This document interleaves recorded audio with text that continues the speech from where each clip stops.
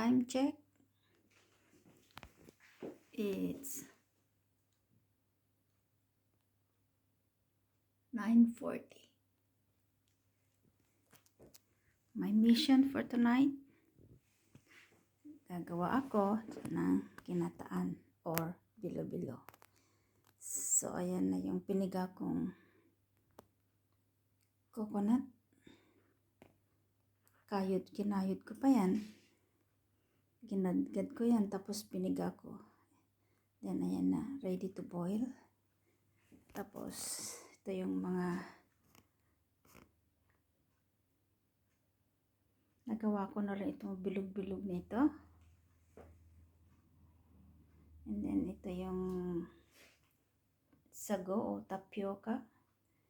Tapos, dadagdagan ko rin siya ng, then lalagyan ko din siya ng orange na sweet potato.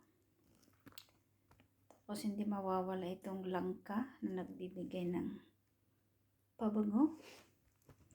More bowls in there.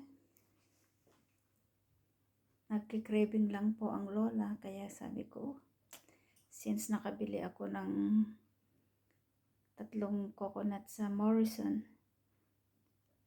so I said, I better use them before na masira sila. Kaya yan, I'm just waiting for this to boil. I believe have to boil for quite a while. Then dadagdagan ko siya ng sugar bago ko ilagay yung mga ingredients. I think it's better na takpan ko siya para mas mabilis na kumulo. And so, ayan.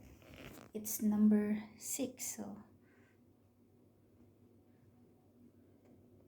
para mas mabilis na kumulo. Ito nga pala yung ginamit kong, dahil wala akong fresh na langka na jackfruit. So, ito ang ginamit ko. Tropical Sun Sweet Yellow Jackfruit. Hindi siya yung gaanong matamis, pero okay na lang din. At least nandoon yung langka na nakikita mo. So, pagkatapos maluto nito, I will share ko sa inyo kung ano ang maging resulta. But for now, waiting. See you later.